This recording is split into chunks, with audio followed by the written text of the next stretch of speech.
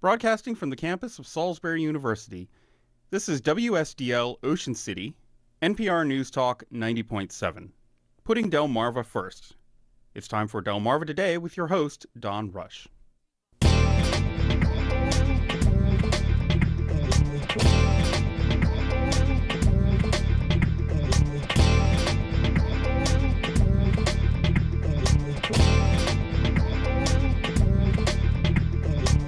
We don't think about it until we must. A friend or a loved one suddenly tells us that they're terminally ill, that is, that they're dying. So what then? Welcome to Delmarva Today. This is Don Rush. Most of us are familiar with some of the statistics when it comes to major diseases. For example, the chance of dying from cancer is 22% for men and 19% for women. Or that heart disease is the number one cause of death for both men and women in the United States, taking around 1 million lives each year. And as we age and become more aware of death, there's another phenomenon, the growth of the U.S. hospice industry that has quadrupled since the year 2000. So today we tackle this uncharted territory of what to do when the time comes to care for someone who is dying. In studio we have the authors of the book entitled Okay, Now What? A Caregiver's Guide to What Matters. They are Sue Collins, a registered nurse for 40 years and also a hospice nurse for 28. And her co-author, Nancy Taylor Robson, a University of Maryland Master Gardener who has penned a number of books, both fiction and nonfiction, as well as written for the Baltimore Sun on the environment and sustainable living, among other topics. And Nancy, Sue, welcome to the program. Thank you very much. Well, let me just start out with something I think you is a quote I have from your book. It says, "Our long habit of living ill prepares us for dying." What do you mean by that? Either one of you. Well, we all get so used to just walking along and doing things every day that we think it's going to continue forever. And then suddenly you're brought up short and realize, oh, you mean like I'm going to leave too at some point? So that's, it's a shock to everyone's nervous system. Mm-hmm. And how does that then affect us in terms of how we confront this? Is there a denial that goes on? What's that sense? I think definitely there's a denial, especially when somebody has been diagnosed, with a terminal illness, or has a short, if their disease is progressing quickly. If they've had, like you were mentioning, maybe a heart disease or something. I think it's more like shell shock. As Nancy said, you don't expect it to come, and then here it is facing you, and then you're totally overwhelmed with what do I do, where do I go, what's next, and so many questions to answer that people just don't even know where to go, what to ask. Now, obviously it's a shock to the person obviously who this is happening to, but there are their friends and the people who ultimately will care for them. How does the idea that we just sort of continue to live, that we live the way we live, does that prepare us at all for how to care for these people? In some ways it does, because one of the things that we all have to remember about each other is that we're going to live we're going to die the way we live. Mm-hmm. If you're a party person and you never want to stop, that's not going to change. You're going to probably dial it up about 10 times and spend as much possible time as you can doing whatever it is you love to do until you simply cannot do it anymore. And if you think you can push someone around who's never been able to be pushed around before, you better rethink that, because it isn't going to work. You're going to have to figure out a new pathway. But human life is an ecology, and to figure out how we all can put out a hand and help each other and walk each other through all this as best we can, with as much grace and compassion and love as we can, without losing ourselves in the process. And that's what this book is about. It's really written for the caregivers, so that this is a really hard job. And it's easy to lose yourself and turn yourself over so completely to this that you lose yourself in the whole process. And figuring out how to do this, how to have a proactive approach to it all, and how to get the best possible outcome for everyone concerned. And this is not to say the outcome is not going to be terminal, but the person that's left is not there yet, and you're still going to have to figure out how to keep living. Sue, you spent some time certainly with hospice. Have you run into instances where people do exactly that they live the way they used to live, or only they do, as she said, dial it up 10 times? Have you seen that happen? Absolutely. Always, really. That's why we wrote about it, because personality, we say personality times 10. And I don't know why it seems to exacerbate, but it really does. And it gets it can get ugly at times, and it can get funny at times. What do you mean by ugly? Well, I mean, if they're a grumpy person, and maybe you don't like to spend a lot of time with them. Well, now they're really grouchy, and it's really difficult, And so when you're the caregiver who's trying to take care of that person, and you feel like they don't respect what you're doing or honor that you're taking time to help them, it can be problematic. So we do address some of how to handle that. Right. Yeah. Because as a matter of fact, you talked about the quote is, it's still their life. And then Yes. is to say you have to respect that. At the same time, you're trying to figure out how to deal with what you're talking about as sort of an acceleration of whatever personality they have. I mean, an example I can give you is, my father had congestive heart failure. And the summer, he died in August. And before he died, I could see his color changing. I could see him getting really pasty and gray. And I remember, I called him up and I said, and here it is in August, he didn't want to have air conditioning. He had, just fans. And I said, why don't you ask the doctor for some oxygen? And the response I got was, you don't tell the doctor what to do, and I'm not going to call him up. If he thinks I need oxygen, he'll give me oxygen. So, that was just his way and his personality, and he wasn't going to tell the doctor what to do, and he wasn't going to take my advice either. Do you find people will do that they suddenly try to say, on the other hand, do you find that people, on the other hand, might say that they try to take control and try to figure out how to survive? I mean, is there a certain denial? Or, I mean, because that's not, I mean, it seems to me it's a process. I mean, somebody may tell you you're dying, but that doesn't mean you're going to accept it right away. You're going to check it out, try to figure out if there's some other way. I mean, is there at some point in that transition where they finally accept the idea that this is happening? I mean... Not everyone. Not everyone does. Yeah. My dad was diagnosed with terminal cancer, and he was told probably 18 months. Well, he actually lived for 3 years. I mean, we've got a piece in here that says the doctors don't have the calendar. Right. But he was one of these people who just went at life full bore. And he kept saying to me, I'm going to beat this, I'm going to beat this. And he kept sailing, and he kept traveling, and he had a rod in his leg, and he figured out how to get around doing that. And one thing he said to me that I thought, this is a man with very little patience in life. But one thing he said to me when I was doing his taxes for the last time, he said, you'd be amazed at how you can adapt to adversity. And I thought, oh, that's going in my back pocket. Mm-hmm. So, in terms of dealing with people, how do you deal then with people, or what techniques do you recommend in dealing with people who obviously they're not going to change? So, I mean, how do you deal with those particular kinds of personalities? I mean, you're talking about getting questions sideways as opposed to. I mean, tell us a little bit about that. Well, I can give you an example of a disease. Let's think of COPD or emphysema.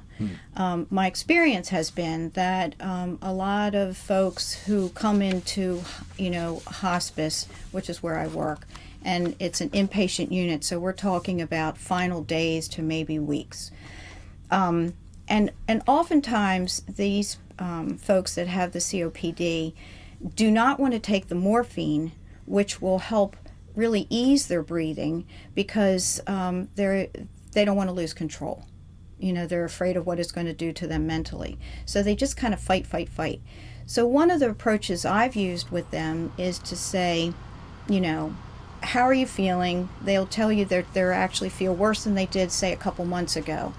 And I'll use like an example of, well, think of your whole body as being on a treadmill 24/7. I mean, down to every cell is working overtime just to get some oxygen in. And if you just try a little bit of morphine, and just try it and see if it doesn't ease things up. And then I warn them that they may sleep because, everything that's been working on the treadmill is waiting for a break. So, you may sleep. Oftentimes they don't. And, they might sleep for, maybe an hour or so, but it's not like hours, and that's what they're afraid of.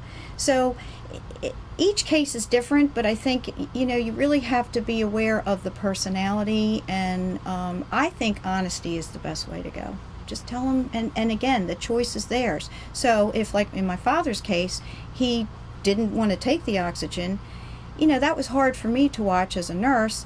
but that was his body, his choice.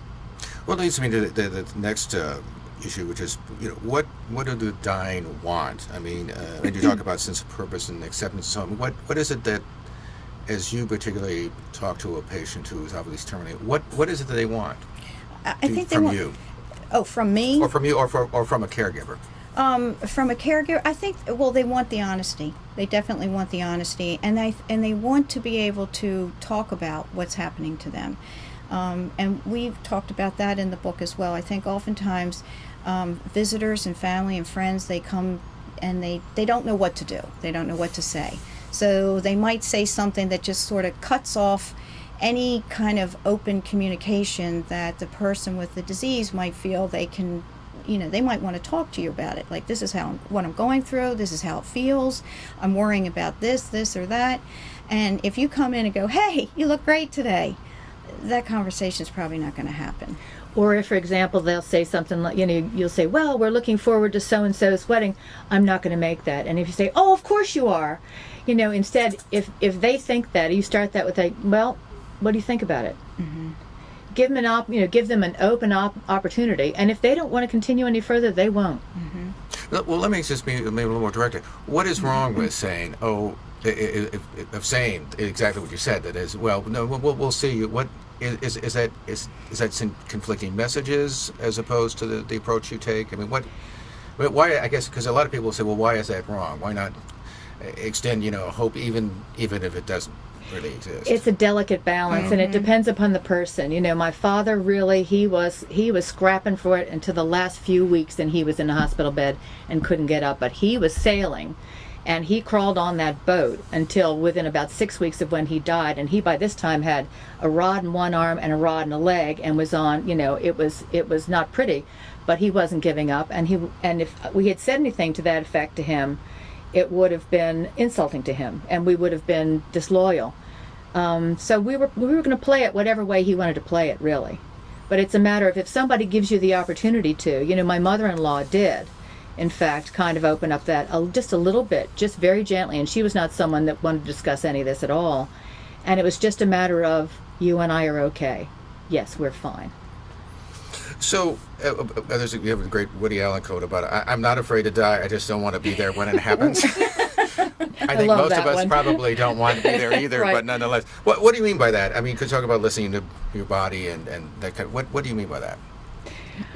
Well, what I mean by it, I mean by that is that, it's just, I want the transition, because I genuinely believe that this is not the last place we are, and our souls and our spirits are. I want the transition to be as peaceful a one as it can be. And I've seen very peaceful transitions.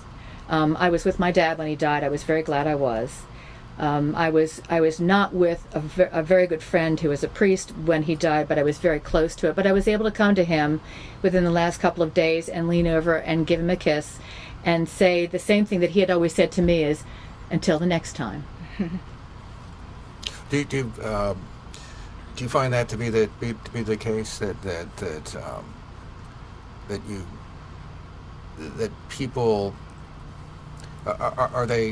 do they look beyond? I mean, are they mostly spiritual when they're approaching? A lot of them, yes. I do see that. And it's interesting for people who claim that they don't follow any organized religion. For instance, if a person comes into hospice and we ask, would you like to see the chaplain? And a lot of times it's no. But then towards the end, they rethink it, or they'll tell you, sometimes, people will see, dead relatives and hear things. And it's very comforting to them. It doesn't cause any distress. So I think that's really comforting for us, the observer, to know that that is a comfort for them, to have these experiences of seeing people and hearing music, or,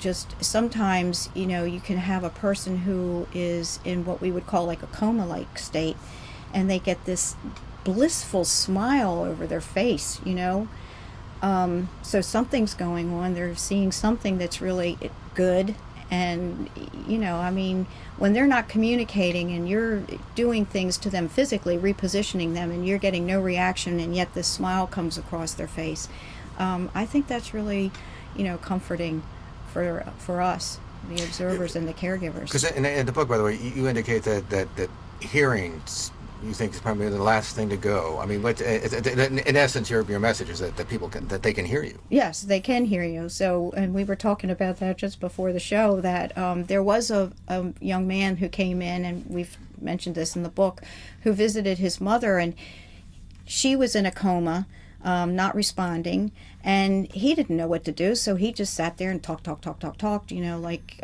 she was in the kitchen with him, you know, here's what the kids did today, and all on and on. And then she woke up, and when she woke up, you know, he said, oh, I came and visited you, and I was telling you, you know, about the kids, and I was talking, and she goes, yeah, you talked my ear off. You know? So that kind of validated, okay, you do hear. Yeah. You know, and you do understand, and you're taking it in. Yeah. So. One of the other things you talk about, though, is that even as a caregiver, all this focuses on the person who is dying. Right. But that you tell people you've got to like focus also on yourself, even though that creates, as you indicate, creates guilt. Right. Well, it can create guilt. Well, I mean, worst case scenario is now the family has two people in the hospital, you know, might be having two people in the hospital, might have the patient in the hospital and maybe the caregiver, right. You know, and that's what you want to avoid. But basically, the book is really, our approach is to get all the practical things out of the way early, you know, any of the paperwork, gather your team, who's going to be able to support and help you. If you're the 24-hour caregiver, make sure you take time for yourself. If you're in a bowling league, try to get to the bowling league. Try to get somebody who can come in and fill in for that, because that's something you enjoy doing and you've been doing it, and you should continue to do that. If you don't belong to any, you know, groups or whatever, and somebody calls up and says, you know, do you want to go out to dinner? Yes, the answer is yes. You do want to go out to dinner. You know, you can always find somebody to help, because other people who are not doing the 24-hour care do want to feel helpful, and they do want to feel useful. So sometimes the burden, again, is on the caregiver to make sure that happens, you know, because people always say to you, well, call me if you need me. You know, I mean, we've all done that. Mm-hmm. And so, you know, it's great if the caregiver can say, okay, let's get the calendar out and start booking some things. And that's kind of a good way to, you know, begin to take care of yourself. And you know, it's a good thing for the other people as well, because Beth, a friend of mine who's gone now, she was fighting advanced cancer, and she had a small, she and her husband had a company together. It was just the two of them. She had to go down, she had an hour twice a week that she had to drive down each way, and then go through this chemo, and then drive back, and then same thing. So they set up a whole team of drivers. And there were volunteers in the community. They just sort of put out the word in the community, and there were volunteers in the community that didn't even know Beth, who did. And I talked to one of them later, he was a retired CEO, and he said, you know, I'd never done anything like that before, but the ride down with Beth and the ride back, he said, we talked about everything, and he said, I wouldn't have given up that time for anything. So, I mean, there's a certain real benefit, I guess, absolutely, to even the caregiver. Yeah, well, there's that kind of thing is a benefit to have the help for the caregiver, definitely, and to feel like this whole thing is not completely on your shoulders, particularly if you're also working, or in my case with my brother and me, our children were young, we were both working, and my dad, we were fairly, you know, in our early 40s when my dad died. But in the case of say Ernie, who was driving Beth, it's a gift to him too. That, you know, that kind of connection and that sort of human relationship that he will carry with him, that's a real gift. Now, I want to turn to the hospice, because that's something that's actually, as I indicated, has been growing fairly fast in terms of services and so on. What are the requirements for going to the hospice? When's the right time? You've worked and Well, the requirements, as stated by Medicare, as of right now, because things are changing, is that you have a prognosis of 6 months or less, and that has to be certified in writing by 2 physicians, and it's usually the hospice physician and the personal physician. And so, that is one avenue. Not everybody wants to go into hospice. Some people want to just stay at home and want to do this on their own. But that is the big requirement for hospice. Would you recommend a hospice? Well, after working there for 29 years, I'd say yes. I love hospice. What do you see as a benefit for people who, particularly the caregiver who's looking at this? I think the biggest benefit is the symptom management. That is it. Hospice knows how to manage pain and breathing difficulties. If there's nerve involvement, and obviously there's going to be anxiety with all of that, we are really good at maintaining, the symptom, managing the symptoms. Now, you talk about at the point that people are dying, and this shift, I guess, is what it's called, but there's a restlessness. Tell me a little bit about that, because, I was not aware of this. For people who may eventually have to care for someone. Well, let me give you an example. I was taking care of a woman not too long ago who had a restless night and just kept getting up to go to the bathroom, but back forth, and really didn't go, but felt this urgency. And actually, the night nurse put a catheter in her to see if her bladder, if she was retaining, and she wasn't. Well, I came in the morning and sat down with her, and I said, gee, I heard you had a rough night, a lot of restlessness. I said, do you feel like things are changing physically in your body? And she said, yes. And I just said, well, would you like to talk about that? And she just kind of looked at me, and I said, are you worrying about how things are going to happen? How you're going to die? And she said yes, and I just asked, would you like to talk about it? And so we did, and we had a really good open discussion, and she asked questions and I answered them as honest as I could, and actually she felt a lot better after that. So that's what that restlessness was. Getting up and going to the bathroom really wasn't, that was the way it exhibited, but that wasn't really the issue. Finally, yeah. I was going to say, hospice, my mother-in-law had hospice in twice, actually. She had him in the year before she died, and then she dismissed them because she decided she wasn't dying. And then toward the very end, they came in within the last 2 weeks or so. And I think it was very, very helpful because her primary caregiver was a woman who lived with her who had no experience with this at all.